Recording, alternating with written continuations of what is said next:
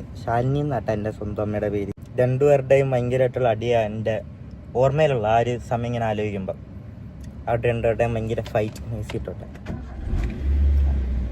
അവരുടെ ഭയങ്കരമായിട്ടുള്ള ഒരു അങ്ങോട്ടും ഇങ്ങോട്ടുള്ള അടി കുഞ്ഞിലോട്ടേ കാണുന്നത് ഈ സംഭവം അടി. ഇതാരാണെന്നറിയോ? സുധി, അതായത് നമ്മുടെ മിമിക്രി കലാകാരൻ, അകാലത്തിൽ പൊലിഞ്ഞു പോയ സുധിയുടെ മകനാണ് കിച്ചു സുധി. കുറച്ചുകൂടെ നിങ്ങൾക്ക് പറഞ്ഞാൽ മനസ്സിലാവുമായിരിക്കും. രേണു സുധിയുടെ മകൻ എന്ന് പറഞ്ഞാൽ രേണു സുധിയുടെ മകൻ, ആദ്യത്തെ വിവാഹത്തിലെ മകൻ.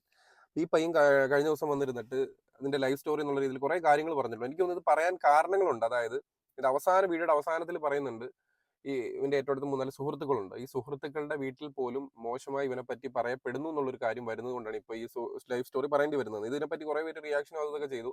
പക്ഷെ ഇതിന്റെ വേറൊരു സ്റ്റൈലുണ്ട്. എനിക്ക് അതാ പറയാനുള്ളത്. നമ്മുടെ നാട്ടില് കുറെ മക്കൾ, ഈ കുഞ്ഞ് 2024 ജനിച്ചാണെന്ന് പറയുന്നത്. അപ്പൊ ഏകദേശം 10-22 വയസ്സിനകത്ത് മാത്രം പ്രായമുള്ള ഈ കുട്ടിക്ക് ഈ ലൈഫിനിടയിൽ സംഭവിച്ച കുറെ സംഭവ വികാസങ്ങളുണ്ട്. നമ്മുടെ നാട്ടിൽ, നമ്മുടെ ഇടയിൽ, നമ്മുടെ കുട്ടികൾക്കിടയിലും വരേണ്ട പല കാര്യങ്ങളും ഉണ്ട്. ഇത് മനസ്സിലാക്കി പോകേണ്ട മാതാപിതാക്കൾ കൂടെ ഉണ്ട്. ഇത് പൂർണ്ണമായിട്ട് ഷെയർ ചെയ്യുക, നിങ്ങൾ കാണുക, നിങ്ങളുടെ അഭിപ്രായങ്ങൾ എന്തായാലും കമന്റ് ചെയ്യുക. ഓക്കെ, നമുക്ക് ഇതിന്റെ ബാക്കി കുറെ കാര്യങ്ങൾ കാണാം. നമ്മൾ പുറമേ കാണുന്ന പോലല്ല ആരും എന്നുള്ള പല കാര്യങ്ങളും ഇതിലൂടെ നമുക്ക് മനസ്സിലാക്കാനായിട്ട് സാധിക്കുന്നുണ്ട്. ഞങ്ങൾ എൻ്റെ 2-3 വയസ്സുള്ളപ്പോഴത്തേക്ക് ഞാനും അച്ഛനും കൊല്ലത്ത് വന്നു. പിന്നെ എന്നെ നോക്കുന്നത് അച്ചാമ്മ, വല്യമ്മ, വച്ചല്ലേ. അതിൻ്റെ ഇടയ്ക്ക് അച്ഛൻ്റെ സെക്കൻഡ് മാരേജ് ആയി, വീണ എന്ന് പറയുന്ന ഇതായിട്ട്. അവരായിട്ടും ഇത് തന്നെയായിരുന്നു. ആ സമയത്ത് അച്ഛനായിട്ട് എനിക്കൊരു കോണ്ടാക്റ്റേ ഇല്ലാതായിപ്പോ. എന്ന് പറഞ്ഞാൽ അച്ഛൻ എപ്പോഴും അവിടെ ആയിരിക്കും. ഈ വീണ എന്ന് പറയുന്നത് അവിടെ ആയിരിക്കും, വീട്ടിലായിരിക്കും. വൈകിട്ട് വല്ല ഒരു ടൈമുണ്ട്, ആ ടൈമിലെല്ലാം എന്നെ ഒന്ന് കാണും. എനിക്ക് എന്തോ എന്നെ ഭയങ്കരമായിട്ട് ഇങ്ങനെ ഇഷ്ടമല്ലായിരുന്നു അവർക്ക്. ഞാൻ അച്ഛനെ സുധിക്കുട്ടാന്നൊക്കെ വിളിച്ചോണ്ടിരുന്നത്. അതൊന്നും അവർക്ക് ഇഷ്ടമല്ലായിരുന്നു. പറയണമെന്നൊന്നും അറിയത്തില്ല കേട്ടോ. കുറെ ഇപ്പൊ ഈ കിച്ചനും എന്നെ പറയാൻ ഭയങ്കര ബുദ്ധിമുട്ടുണ്ട്. എങ്ങനെ ഇത് അവതരിപ്പിക്കണം അറിയത്തില്ല. പക്ഷെ മനസ്സിലുണ്ട്. കാര്യം 1.5 വയസ്സാകുമ്പോഴാണ് ആദ്യത്തെ അമ്മയുമായിട്ട്, ശാലിനി എന്ന യഥാർത്ഥ അമ്മയുമായിട്ട് അച്ഛൻ അടിച്ച് പിരിയുന്നത്. പക്ഷെ അത് മുതൽ ഇങ്ങോട്ടുള്ള കാര്യങ്ങൾ ഊഹാപോഹം പോലെങ്കിലും അറിയാം. എനിക്കിത് റിയൽ ലൈഫിൽ അറിയാവുന്ന ഇൻസിഡന്റുകളുണ്ട്. അതായത് ചെറുപ്പത്തിലെ അമ്മ നഷ്ടപ്പെട്ടു, വളരെ കുഞ്ഞു പ്രായത്തിലെ അമ്മ നഷ്ടപ്പെട്ടു, അച്ഛൻ വേറെ വിവാഹം കഴിച്ചു കഴിയുമ്പോൾ ഈ കുഞ്ഞുങ്ങളോട് കാണിക്കുന്ന അവഗണനകൾ. അപ്പൊ നമ്മൾ പലപ്പോഴും പറയും അമ്മ എന്ന് പറയുന്നത് വലിയ സങ്കല്പത്തോടെ പറയുന്നു. പക്ഷെ അത് യഥാർത്ഥ അമ്മയ്ക്ക് മാത്രമേ ഒരു മകനെയോ മകളെ അല്ലെങ്കിൽ കുഞ്ഞുങ്ങളെ അതുപോലെ നോക്കാൻ പറ്റൂ. പുറത്തുനിന്ന് വരുന്ന ഒരമ്മയ്ക്കും ഈ കുഞ്ഞിനെ സ്വന്തം കുഞ്ഞായിട്ട് കാണാൻ പറ്റത്തില്ലെന്ന് പറയുന്നതിന്റെ ഏറ്റവും ഉത്തമമായ ഒരു ഉദാഹരണമാണിത്. പക്ഷേ സോഷ്യൽ മീഡിയയിലെ പുറത്തൊക്കെ ഈ അമ്മമാര് വലിയ അമ്മമാരായിട്ടൊക്കെ അഭിനയിക്കും. പക്ഷേ ആ കുഞ്ഞ് പറയുന്നത് കേൾക്കണം. ഈ കുഞ്ഞ് ഇത്രയും ദിവസം പ്രതികരിക്കാതിന്റെ കാര്യങ്ങളൊക്കെ ഇതിനകത്ത് അവസാനത്തിൽ പറയുന്നുണ്ട്. ഈ നിമിഷം പ്രതികരിക്കുമ്പോൾ അതിന്റെ മാനസികാവസ്ഥ വളരെ ബുദ്ധിമുട്ടാണ്. നമ്മളല്ലേ ഇതിനൊരു മാനസിക സപ്പോർട്ട് കൊടുക്കണം. അത്രയും ബുദ്ധിമുട്ടുണ്ടായിട്ടായിരിക്കും ഇത് വന്നിട്ട് ഇങ്ങനെ പറയുന്നുണ്ടാവുക. പിന്നെ ഇനി അങ്ങോട്ട് പറയാൻ പോകുന്നത് എനിക്ക് നല്ല വ്യക്തമായിട്ട് ഓർമ്മകളുണ്ട്. ഇനി അങ്ങോട്ട് ഞാൻ കറക്റ്റായിട്ട് എല്ലാം പറയും. അടുത്ത സ്റ്റോറി 5ാം ക്ലാസ്സിൽ വെക്കേഷൻ. ആ ടൈമിൽ ഞങ്ങൾ എറണാകുളത്ത് നിൽക്കുക ഷൂട്ട്. അപ്പോഴത്തേക്കും ഒരു ദിവസം ഒരു വീഡിയോ കോളിൽ ഇപ്പൊ കാണുന്ന അമ്മയില്ലേ,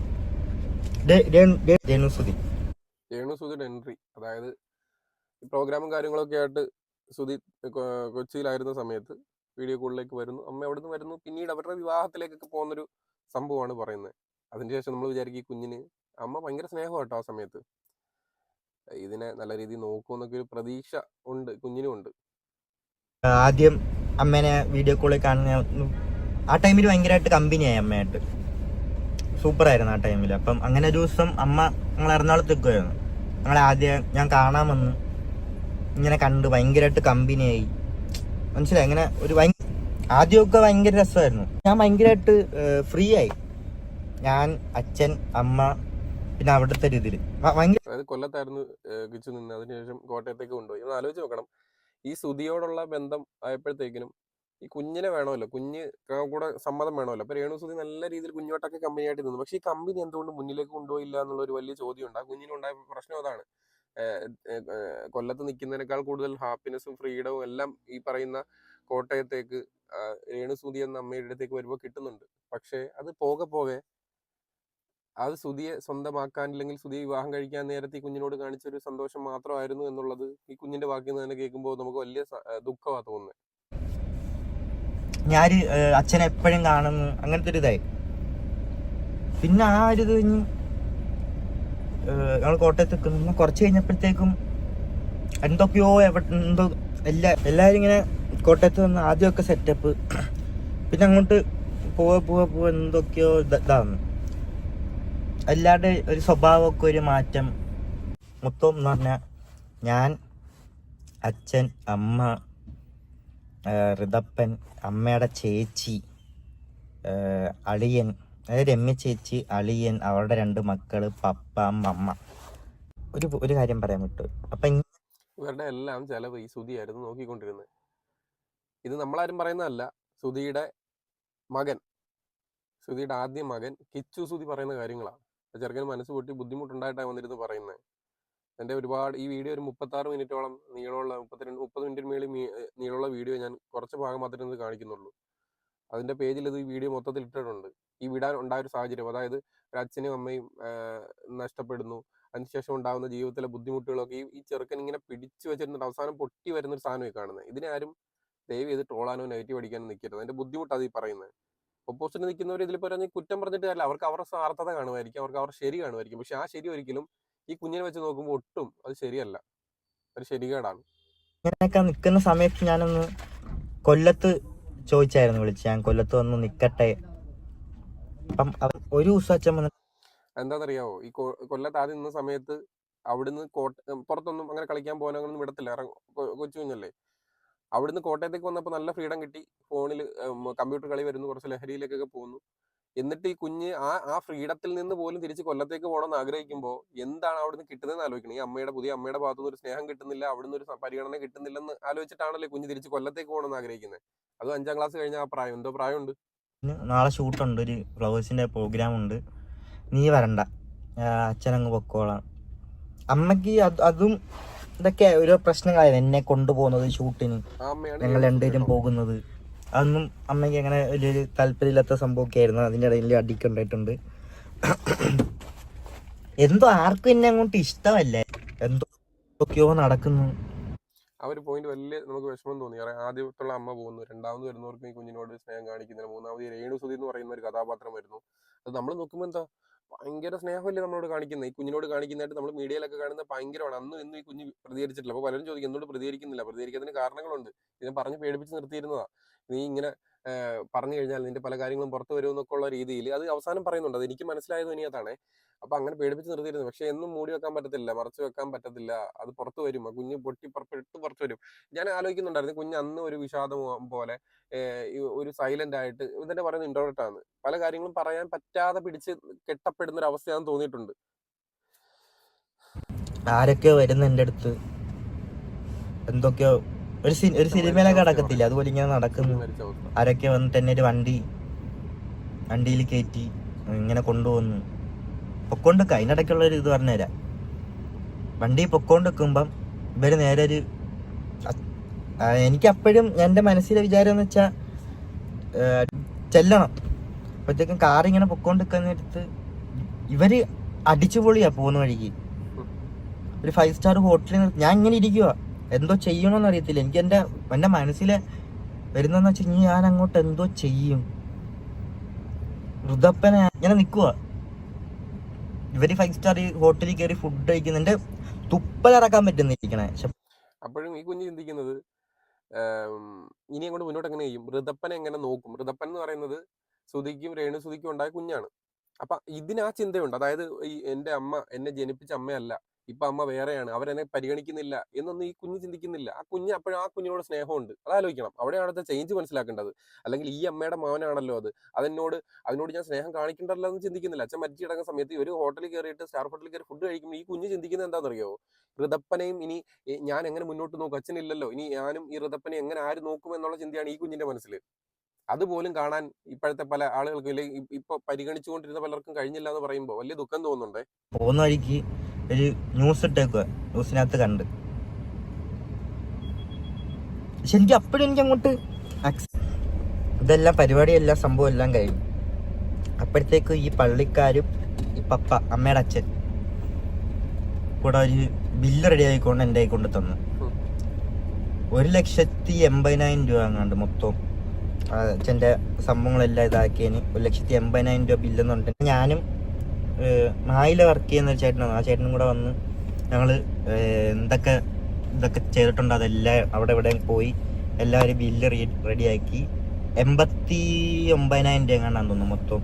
ഞാൻ ഡയറക്റ്റ് തന്നുകൊണ്ട് എല്ലാവരും ഇങ്ങനെ പൈസയൊക്കെ കുറച്ച് തന്നു.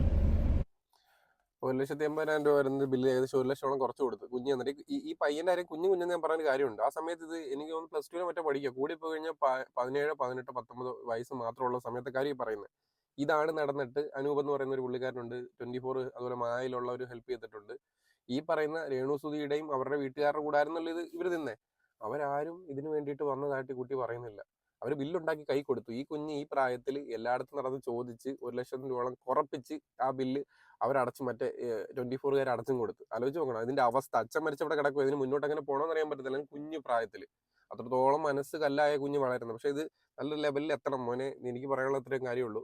ലഹരിയുടെ ഒക്കെ പിന്നാലെ പോയി അതിൽ നിന്ന് തിരിച്ചു വന്നു എന്ന് പറയുന്ന 3-4 സുഹൃത്തുക്കളുടെ ആ സുഹൃത്തുക്കളുടെ പേര് ഞാൻ അതിനകത്ത് ആഡ് ചെയ്യുന്നുണ്ട്. കാര്യം പലപ്പോഴും നമ്മൾ നശിപ്പിക്കുന്ന സുഹൃത്തുക്കളെ പലരും പറയും, നല്ല നന്മയാക്കുന്ന സുഹൃത്തുക്കളെ പറയാറില്ല. അത് ഞാൻ അതിനകത്ത് ആഡ് ചെയ്യാം.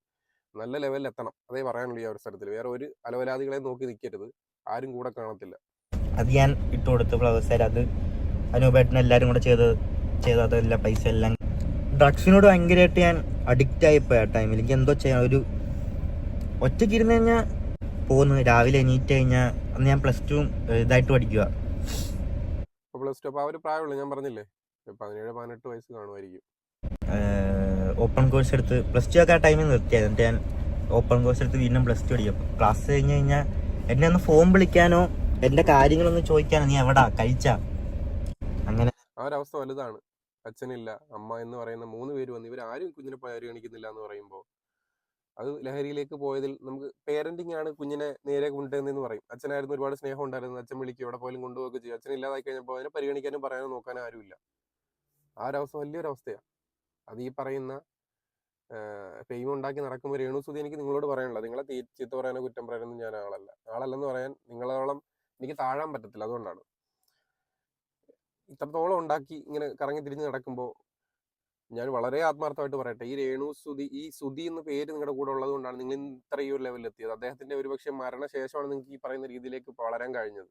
ആ ഒരു സെന്റിമെന്റ്സും അതും ഇതും എല്ലാം പറഞ്ഞ് രേണുസുതി എന്നുള്ള പേരും കൂടെ കൊണ്ട്, സുധി എന്നുള്ള പേരും കൂടെ കൊണ്ട് ഇതുവരെ നിങ്ങൾക്ക് എത്താൻ സാധിച്ചത്. അതിന്റെ ഒരു ആത്മാർത്ഥത, അതിന്റെ ഒരു അല്പമെങ്കിലും, ഒരു 100-ൽ ഒരു 0.1% എങ്കിലും നിങ്ങളത് തിരിച്ച് കാണിക്കണമായിരുന്നു. അത് കാണിച്ചില്ല. അതുകൊണ്ടാണ് ഈ കുഞ്ഞ് ഇതൊന്നും പറയേണ്ട അവസ്ഥ വന്നത്. വീഡിയോയിലെല്ലാം വരുന്നത് മോൻ മോൻ മോൻ മോൻ മറ്റെന്ന് പറഞ്ഞിട്ട് പറയുമ്പോൾ അവരുടെ പേരിൽ കിട്ടിയ വീടിൽ കൂടെ നിങ്ങൾ താമസിക്കുമ്പോൾ ഈ ചെയ്യുന്നത് വളരെ വളരെ മോശമാണ്. നിങ്ങളെ ആത്മഹത്യയിലേക്ക് തള്ളിവിടാനോ ഇല്ലെന്നുണ്ടെങ്കിൽ നിങ്ങൾ ജീവിതം അവസാനിപ്പിച്ച് പോകാനോ ഒന്നുമല്ല ഇവിടെ ആരും വന്നിട്ടില്ലെങ്കിൽ. ഞാൻ അങ്ങനെ ഒരു ഉദ്ദേശത്തിലല്ല പറഞ്ഞത്. നിങ്ങൾ നല്ല രീതിയിൽ പോകണം, ഈ കുഞ്ഞുമായിട്ട് ഒരുമിച്ചൊരു ജീവിതം മുന്നോട്ട് നയിക്കണം എന്നുള്ളൊരു ആത്മാർത്ഥമായ സ്നേഹത്തിൽ, ഒരു ഇഷ്ടത്തിൽ പറയുകയാണ്. കാര്യം നിങ്ങളുടെ ഭാഗത്ത് വലിയ മിസ്റ്റേക്ക് ഉണ്ടെന്ന് ഈ കുഞ്ഞിന്റെ വാക്ക് നമുക്ക് മനസ്സിലാവുന്നുണ്ട്. അതിന് വന്നിരുന്ന് കുറെ കള്ളക്കഥകൾ പറയേണ്ട ഒരു കാര്യമില്ല. അതിന്റെ ലൈഫ് ഓർത്തെടുത്ത് പറയുവാണ് ആ ചെറു പ്രായത്തിൽ തന്നെ അനുഭവിക്കേണ്ടി വന്നത്. അത് ഈ രേണുസുതിനോ എനിക്കോ ഈ കാണുന്ന പലർക്കും അനുഭവിക്കേണ്ടി വന്നിട്ടുണ്ടാവത്തില്ല ഈ കുഞ്ഞിന്റെ അവസ്ഥ. അത് തന്നെ പറയുന്നുണ്ട്, ആ അവസ്ഥയിൽ എത്തുന്നവർക്ക് മാത്രമേ അതിന്റെ വേദന അറിയാൻ പറ്റത്തുള്ളൂ. അത് മനസ്സിലാക്കണം. ഇച്ചിരി മനുഷ്യനാവണം, മനുഷ്യത്വം കാണിക്കണം. മനുഷ്യനാവാൻ ഇനിയും സമയമുണ്ട്, വൈകിട്ടില്ല. വല്യമ്മ എൻ്റെ അടുത്ത് പറഞ്ഞെങ്കിൽ കൊല്ലത്ത് പോവാ, നീ അവിടെ നിന്ന് ഇതാക്ക്, അങ്ങനത്തെ ഒരു ഇതായി. ഞാൻ ഫ്ലവേഴ്സിലെ മായിലായ ചേട്ടൻ വന്ന് ചോദിച്ചു, നിനക്കും ഋതപ്പൻ്റെ പേരിലും കൂടെ ഒരു വീട് വെച്ച് തരാം, നിനക്ക് എവിടെ വേണം വീടെന്ന് ചോദിച്ചു. ഞാൻ ആ ടൈമിൽ അവരുടെ ഒരു സ്നേഹമൊക്കെ ഒരു ഇതൊക്കെ കണ്ടിട്ട് ഋതപ്പൻ്റെ കാര്യം ഓർത്ത് എൻ്റെ മനസ്സിൽ ഇതായിരുന്നു പ്ലാൻ. ഒരു എന്തെങ്കിലുമൊക്കെ പഠിക്കാന്നുള്ള രീതിയിലെല്ലാം മാറി നിൽക്കാൻ. എനിക്ക് ഇവിടെ പറ്റത്തില്ല. അവര് അപ്പം മരിച്ചു കഴിഞ്ഞപ്പോഴത്തേനും, സുധി ചേട്ടൻ മരിച്ചു കഴിഞ്ഞപ്പോഴത്തേക്കും ഇവരെല്ലാം കൂടെ കുറച്ചുകൂടെ സ്നേഹം കാണിച്ചു. കൊച്ചു വിചാരിച്ചു ഓക്കെ അവരുടെ പേരിൽ എവിടെയെങ്കിലും വീട് കൊടുക്കാം. അപ്പോഴും ആലോചിക്കണം, ഋതപ്പൻ ഞാൻ, അതായത് ആ അമ്മയിലുണ്ടായ മകനാണ് അവൻ. അവര് എന്നോട് മോശം കാണിക്കുന്നു എന്ന് പറഞ്ഞാൽ കുഞ്ഞ് ഈ കിച്ചു മോശമൊന്നും കാണിച്ചില്ല, അങ്ങനെ പ്രവർത്തിച്ചില്ല. അവർക്ക് ഒരുമിച്ച് തന്നെ വീട്, അത് താമസിച്ചോട്ടെ എന്നുള്ള ഈ കുഞ്ഞ് ഈ ഒരു ചെറു പ്രായത്തിൽ ആഗ്രഹിക്കുന്നത്.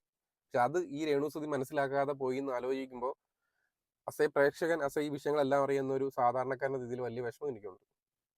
ചീത്ത വളമൊന്നും പറഞ്ഞിട്ട് കാര്യമില്ല. കൊല്ലത്ത് വന്നപ്പോഴത്തേക്ക് ഞാൻ ഈ പരിപാടിയെല്ലാം ഞാൻ നിർത്തി. മനസ്സിലായ? കൊല്ലത്ത് നിന്ന് എനിക്കൊരു 3 കൂട്ടുകാരെ കിട്ടി. പണ്ടോട്ടുള്ള കൂട്ടുകാരാ. എൻ്റെ കുഞ്ഞിലോട്ട് ഞാൻ കൊല്ലത്ത് പഠിച്ചോണ്ട് വന്നപ്പം ഉള്ള കമ്പനിയാണ്. അവരുടെ പേര് എനിക്ക് ഒരിക്കലും ഹാഫിസ് സെയ്ദലി ആഷിഖ് സുഹൃത്തുക്കളാണ്. ഞാൻ പറഞ്ഞ പേര് പറയാതിരിക്കാൻ പറ്റത്തില്ല. വലിയ മാറ്റം ഈ കിച്ചുവിൽ ഉണ്ടാക്കാൻ അവർ വലിയ കാരണമായി. അവർക്ക് ഈ ഒരു അവസരത്തിൽ അവർ ഓർക്കാതിരിക്കാൻ പറ്റത്തില്ല. അങ്ങനത്തെ സുഹൃത്തുക്കളാണ് നമുക്ക് ഉണ്ടാവേണ്ടത്, നമ്മൾ ഉണ്ടാക്കേണ്ടത്. അങ്ങനെ ഒരു ഇതായിപ്പോയി ആ ഒരു സമയത്ത്. ആ ഒരു ഇതിന്റെ പേരിലാണ് ഇപ്പോഴും എന്നെ ആൾക്കാർ ഇങ്ങനെ കാണുന്നത്. പക്ഷെ എനിക്കതൊരു തെറ്റാന്ന് ഞാൻ മനസ്സിലാക്കി. എന്റെ ഭാഗം വെച്ച് നോക്കുകയാണെങ്കിൽ അതൊരു തെറ്റായി ഞാൻ മനസ്സിലാക്കി. ഞാനത് മാറ്റിയെടുത്ത് എന്റെ കൂട്ടുകാർ ഇതാക്കി ഞാൻ മാറ്റിയെടുത്തിട്ടുണ്ട്.